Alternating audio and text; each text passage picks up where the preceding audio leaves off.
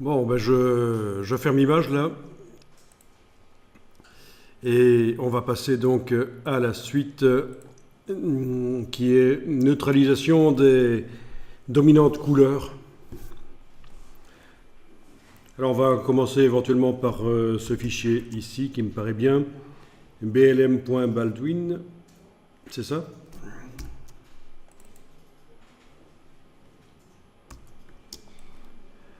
Alors voilà, il va falloir jouer sur les niveaux. Alors bien sûr, on pourrait attaquer les pixels directement ici sur le calque en allant dans Images, Réglages, Niveau, mais ça ne serait pas modifiable par la suite, donc on va mettre un calque de réglage. Donc on y va. Par exemple, donc, dans le bas de la palette des calques, on va chercher le réglage de type Niveau.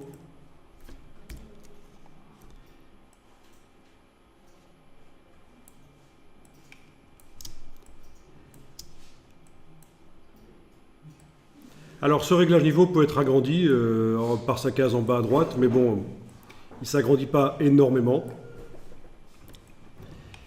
Et alors, ça vous indique les différentes quantités de pixels dans l'image. Est-ce que vous avez déjà vu ce genre de choses, ce qu'on appelle un histogramme? Ça vous dit quelque chose? Il faut comprendre que les parties les plus sombres de l'image sont représentées dans l'histogramme sur la gauche, les parties les plus claires de l'image sont sur la droite. Donc là, qu'est-ce qu'on remarque? Eh bien, au niveau des pixels, on a très peu de pixels sombres dans cette image et quand même pas mal de pixels clairs. Donc si je regarde ici l'histogramme sur sa gauche, qui correspond aux tons les plus sombres, il n'y a pas beaucoup de pixels sombres. Il y a par contre beaucoup de pixels clairs. C'est quoi? C'est sans doute les nuages ici et les montagnes qui sont claires aussi. Voilà. Alors, est-ce qu'on peut juger de la qualité d'une image en voyant son histogramme? Pas vraiment. Parce que si je prends une image de neige, par exemple, je vais avoir énormément de pixels clairs. Ça ne veut pas dire qu'elle est mauvaise, c'est tout à fait normal. Si je prends une image de sapin sur un fond de neige, j'aurai beaucoup de pixels sombres, beaucoup de pixels clairs, très peu de pixels moyens. Est-ce que ça veut dire que l'image est mauvaise? Pas du tout. Si je prends une image d'un désert, j'aurai beaucoup de pixels moyens, très peu de foncé, très peu de clair. Donc l'histogramme, il ne faut pas en faire une religion, je veux dire, mais voilà. C'est utile, vous allez l'utiliser maintenant. Donc comment retoucher rapidement une image ici? Eh bien, on ne va pas toucher à l'histogramme, aux réglages qui sont là,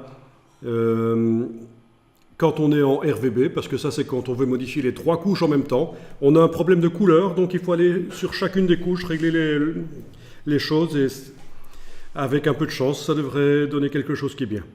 Alors vous avez Alt 3, Alt 4, Alt 5, c'est les raccourcis. Alt 3 pour la couche rouge, Alt 4 pour la couche verte, Alt 5 pour la couche bleue. Bon, clairement, il y a beaucoup de pixels bleu clair. Ça se voit ici. Alt 3, concernant les rouges, c'est surtout des rouges moyens. Ils ne sont pas très lumineux, ils ne sont pas très foncés. Mais voilà, c'est des rouges moyens. Alt 4, le vert, même chose à peu près.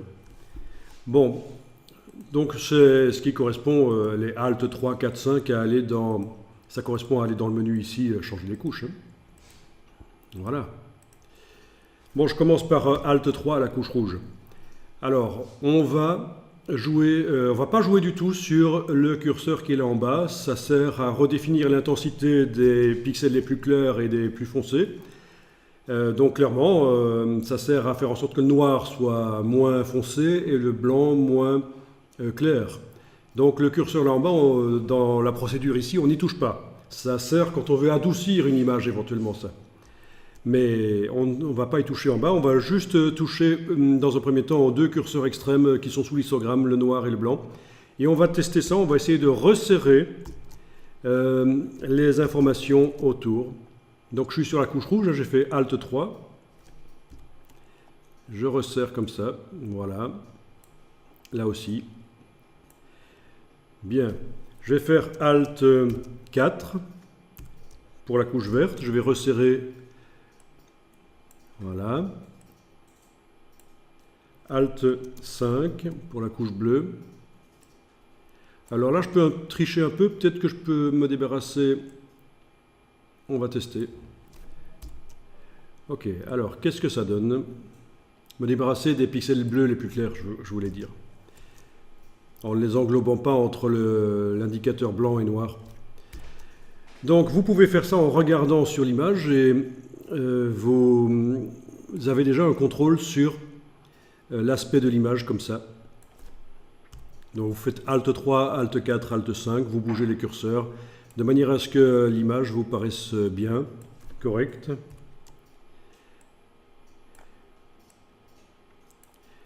Ok, alors, est-ce que ça s'est amélioré ou pas? Ben, il faut tester. Dans la palette des calques, on peut enlever l'œil en face du calque. Et oui, quand même, ça devrait améliorer un peu les choses quand même. Hein. Au niveau de l'image, elle a plus de punch, c'est de la retouche d'image. Vous avez aussi un œil qui est directement sous le panneau propriété, là.